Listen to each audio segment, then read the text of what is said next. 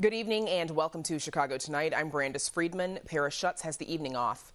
On the show tonight. What do we want? Do we want permanent help for people of Illinois or more government spending?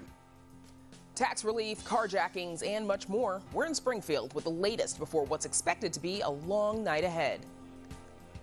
I want to be mayor because I love this city. 15th Ward Alderman Raymond Lopez talks about his run for mayor and his criticism of Mayor Lightfoot.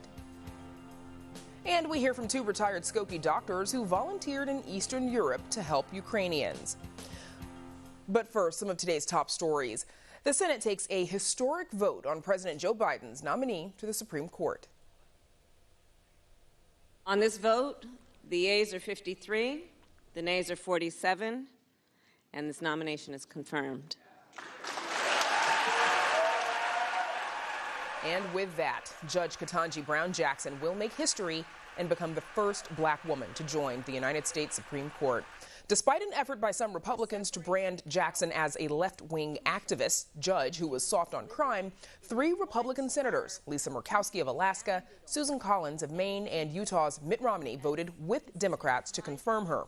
Illinois' senior senator and chair of the Senate Judiciary Committee, Dick Durbin, highlighted the historic nature of Jackson's appointment.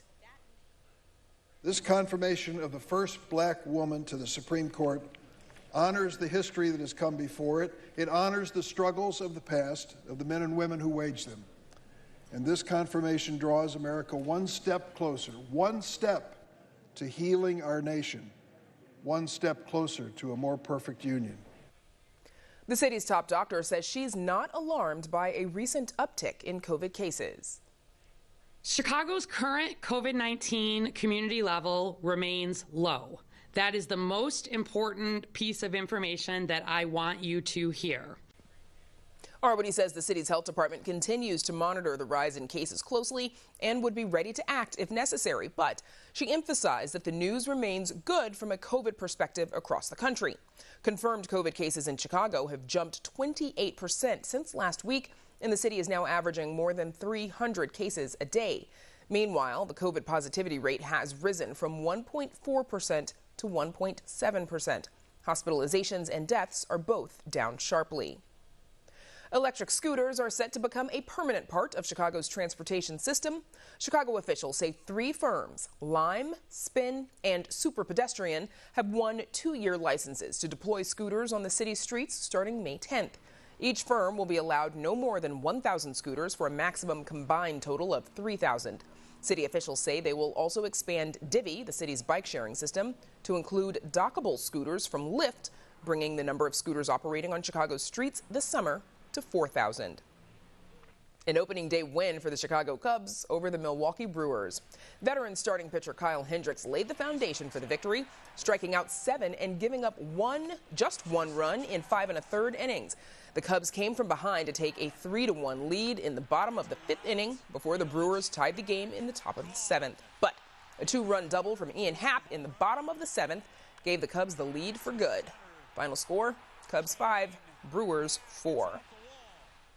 Up next, lawmakers in Springfield tackle tax relief. Stay with us.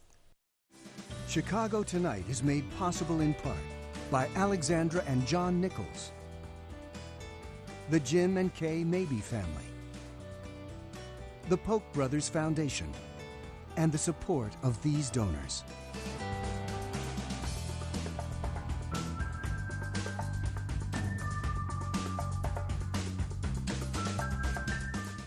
It's getting down to the wire for state lawmakers. They're supposed to finish their work for this session tomorrow. And just before deadline, Democrats are out with a deal. Amanda Vinicky joins us now from the chambers of the Illinois House with the latest. Amanda. Yeah, Brandis, this is really fresh, so we haven't seen language yet nor any votes. But when you have the governor, the Speaker of the House, the President of the Senate out announcing a deal, a $45 billion one at that, well, the smart money is that it's a go. Leaders in both chambers have come to an agreement on yet another responsible, balanced budget.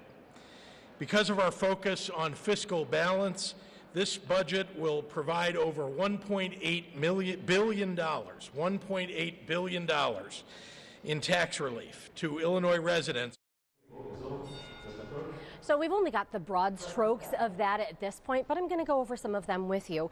Illinois looking to suspend the 1% tax on groceries for 1 year. And then for 6 months, the state tax on gas will remain at 39 cents a gallon rather than rising by a couple of cents a gallon.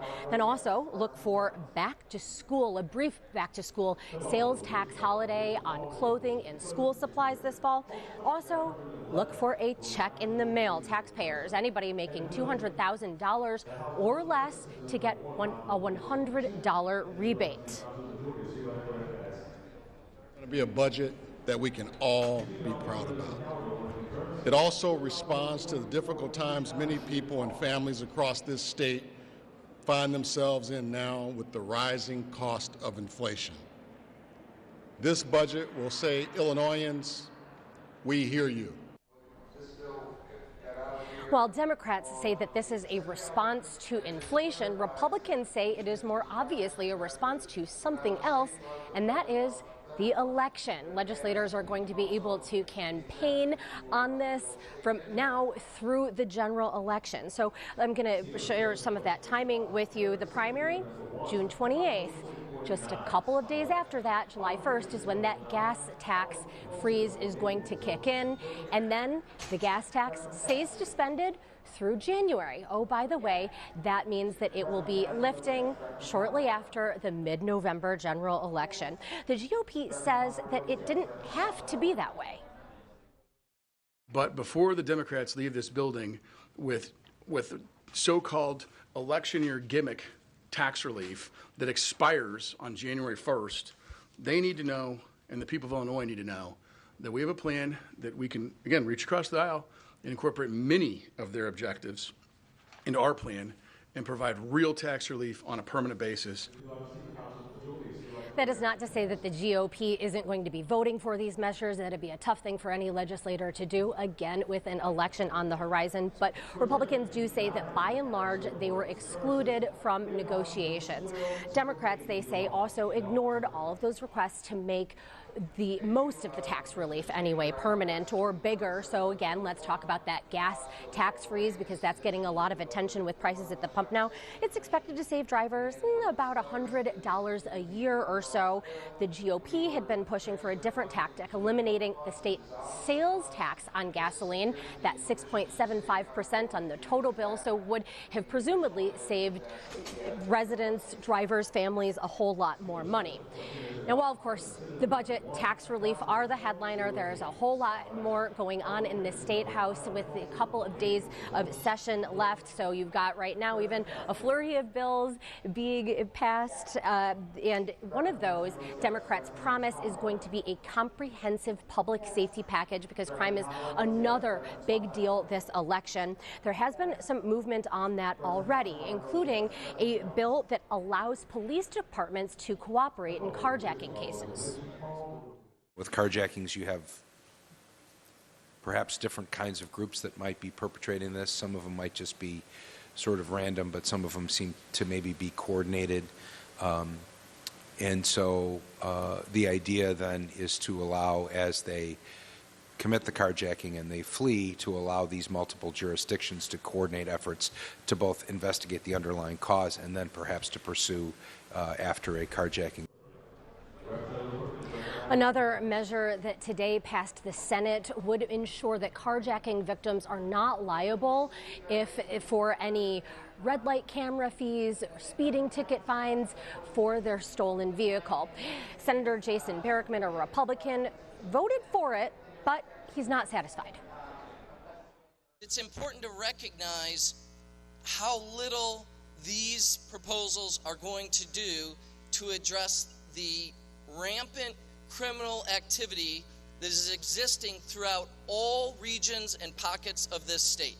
This is Exhibit A to that problem. That side of the aisle needs to get serious about the crime that exists in this state.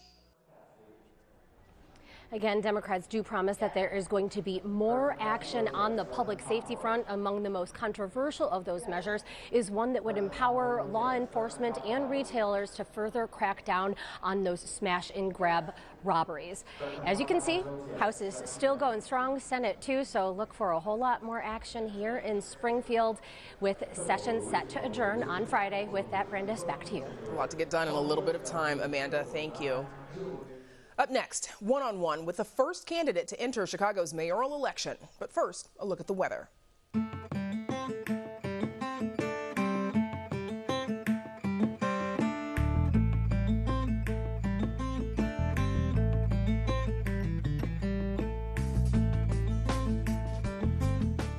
One of Mayor Lori Lightfoot's biggest critics now wants her job. 15th Ward Alderman Raymond Lopez announced his bid for mayor of Chicago earlier this week. Since 2015, Lopez has represented the 15th Ward, which includes the South Side neighborhoods of Back of the Yards, Gage Park, Brighton Park, and West Englewood. Joining us now to discuss his run for mayor is 15th Ward Alderman Raymond Lopez. Alderman, thank you for joining us. First, tell us, why do you want to run for mayor?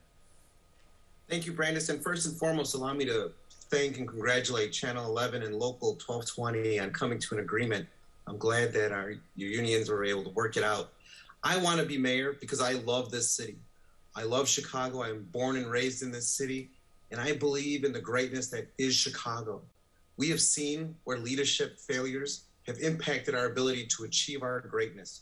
And I know, based on everything I've done in my ward, addressing violence, trying to spur economic activity, and delivering city services, I know that the successes I've had in my ward can be replicated throughout every community in the city of Chicago. That's why I'm running. Now, the current mayor, Lori Lightfoot, she's been criticized for making enemies across the political spectrum. You yourself have clashed with her on a number of occasions, as well as some of your own colleagues in city council, even leaving the Latino caucus after its members endorsed your opponent back in 2019.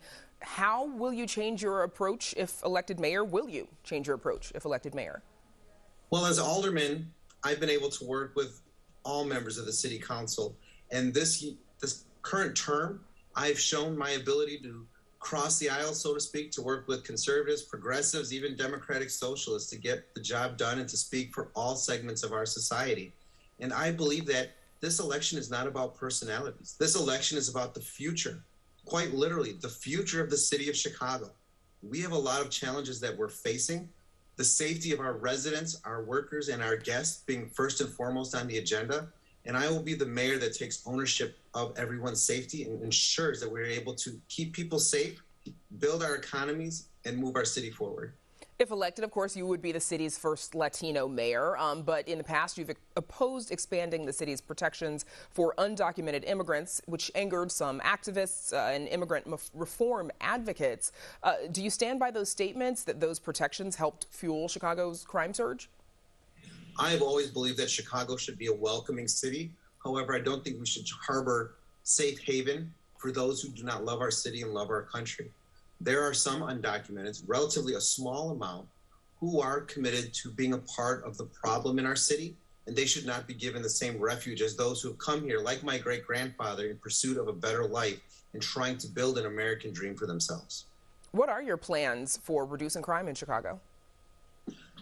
First, it all starts with leadership. You have to have a mayor that believes that it is possible to hold criminals accountable in the city of Chicago while having smart policing, while having strategic policing that goes after those magnets of violence in our communities and restores the trust and faith the people should have in the police, regardless of what community they find themselves in.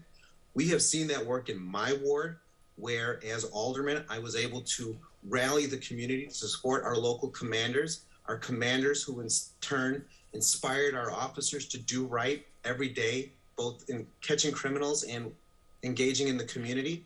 And we can replicate that throughout the city of Chicago. It starts with leadership. I can provide the political leadership to be the bridge for the community, but it also requires us to pick a superintendent who knows the job, knows the city, knows the workforce, and more importantly, knows the history behind our community and police relations. And to that point, it sounds like you would, and I think you've said this in the past, you would replace Superintendent David Brown. What would you look for in a police superintendent? I believe that we have plenty of talent in the city of Chicago, within our own police department.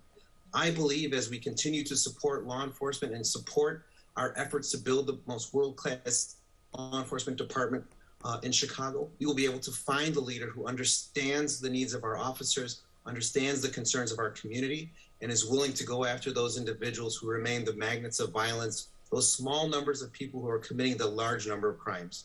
Would you make reforming the police department and implementing the consent decree a top priority? Absolutely, it has to be a priority. We need to be able to have a legitimate and respected law enforcement authority in our city. Right now, there are too many outstanding questions people have with regards to our police department, even though 99% of our officers put on that uniform every day and perform their duties perfectly and professionally. But we must restore their legitimacy in the eyes of the people, and the only way we can do that is by working our way quickly to achieve the goals of the consent decree and not do it in a piecemeal fashion over the next 10 years. So since you have to give up your seat on the city council to run for mayor, do you plan on endorsing a successor in the 15th ward? I'm sure at some point that discussion will come into clarity. Right now, I'm just focused on my campaign. I will, though, still remain serving out the rest of my term. My staff is well trained on the delivery of public service with exceptional customer service, and my residents should know that we will not change a thing during this campaign and for the next 14 months and how we help them as I proceed forward with this effort. Is there a point at which you would pivot and consider re-election in the 15th? No. I believe that right now, the things that I've done in my ward, the leadership I have shown in my communities needs to be an example for which we move the city forward. I am all in as it comes to leading this city and providing hope for those who feel that we are at the cusp or at the brink. We can make our city safe again. We can rebuild the trust with our law enforcement. We can re-inspire our city workers to have love in their city once again. And we could be the city that we know and always tout ourselves to be, which is the greatest city in the United States. Okay, 15th Ward Alderman Raymond Lopez running for mayor of Chicago. Thanks so much for joining us. Thank you, Brandis. And up next, we hear from doctors just returned from the Poland-Ukraine border. Stay with us.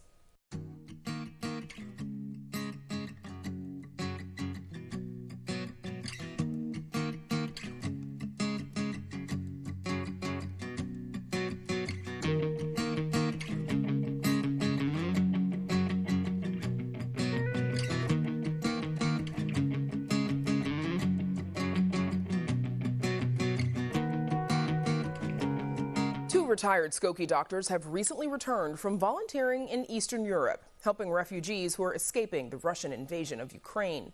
Dr. Avery Hart and Dr. David Shapiro, both pictured here, spent almost 2 weeks on the Ukrainian border in Poland.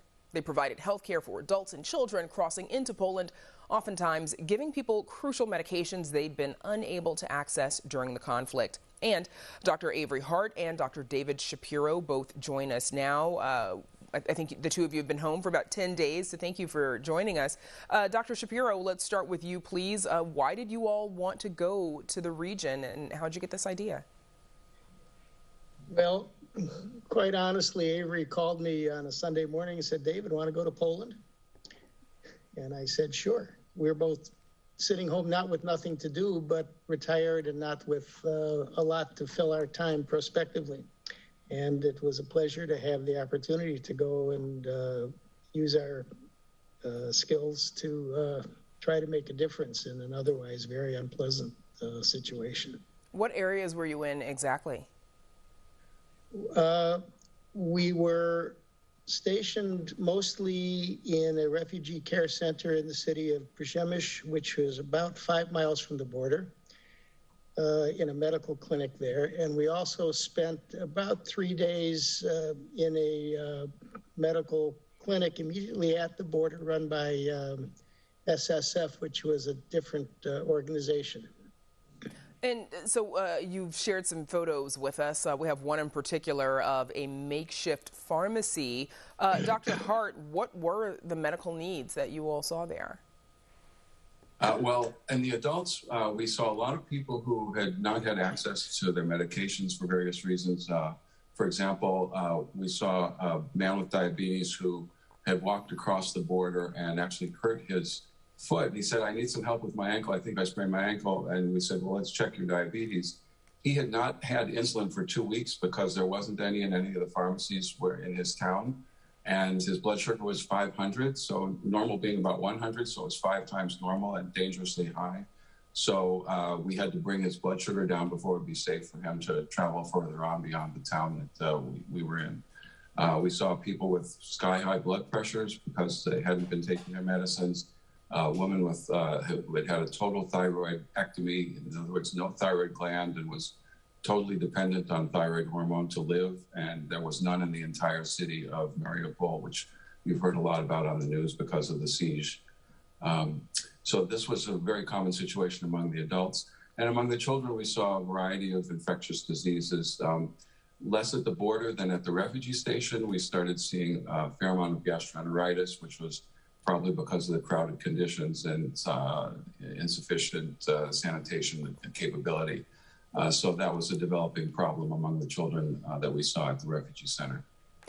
Dr. Shapiro, we have a picture of a refugee center as well. Tell us a little bit about what other kind of services besides medical care people were able to access there.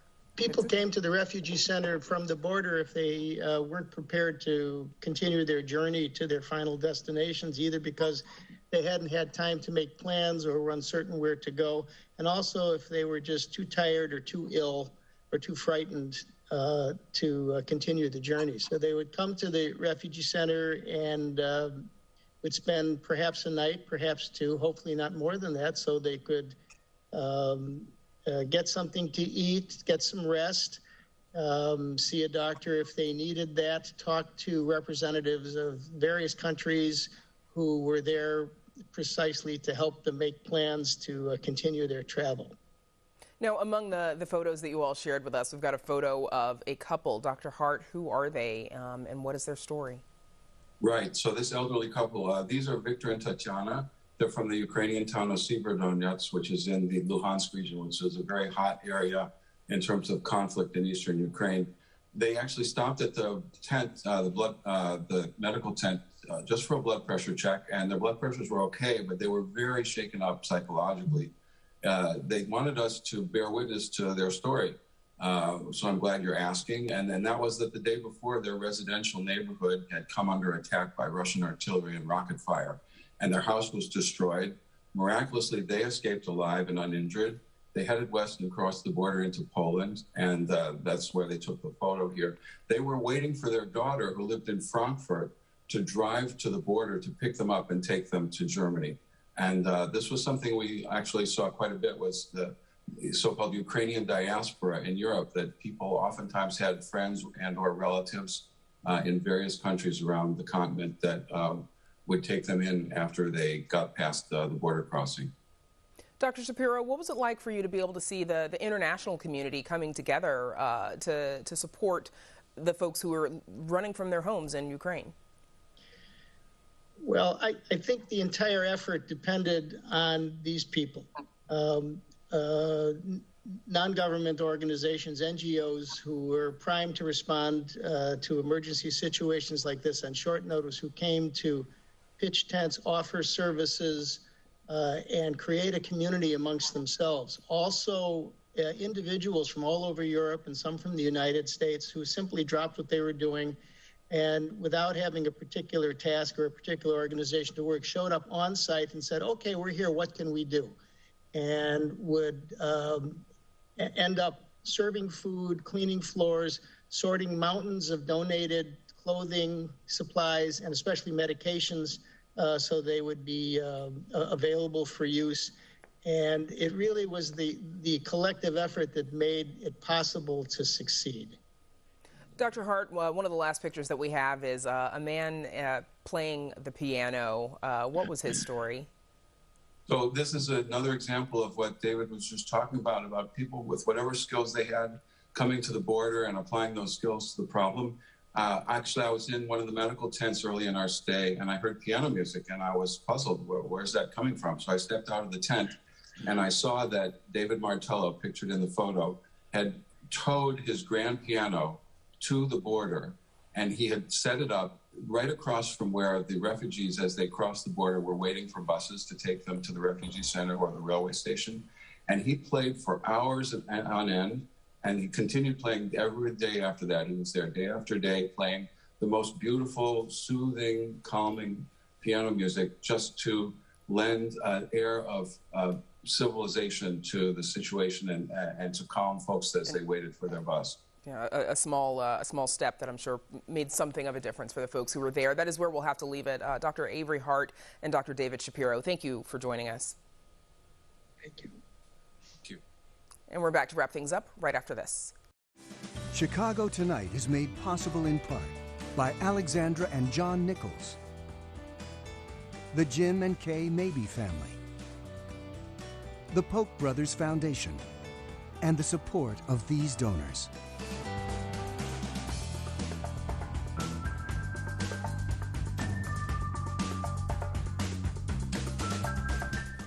And that's our show for this Thursday night. Don't forget to stay connected with us by signing up for our daily briefing. And you can get Chicago Tonight streamed on Facebook, YouTube, and our website, WTTW.com/news.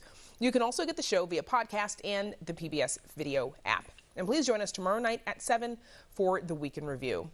Now, for all of us here at Chicago Tonight, I'm Brandis Friedman. Thank you for watching. Stay healthy and safe, and have a good night.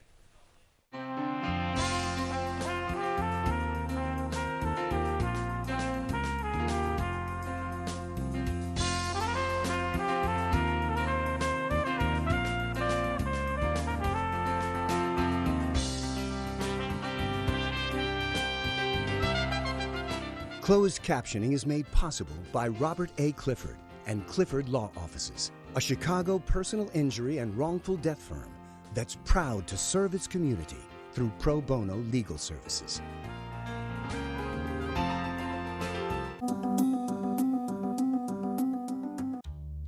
Next time on Jay's Chicago, the top competitive storyteller in Chicago tells about life as an undocumented immigrant. Old negatives found in an attic offer clues to the surprising story of this little girl. A Chicago artist wants to light up the world with color. And without a doubt, the cutest story to ever appear on this program. Tonight at 8:30 on WTTW. A matinee at Chicago's most extravagant theater ended in the deadliest building fire in American history. People described it as like something out of hell. It was just unbelievable. And then, Monday, April 13th, 1992 will long be remembered by Chicagoans as the day of the Great Loop Underground Flood. This is a very serious problem. Don't make it funny. Downtown Disasters on Chicago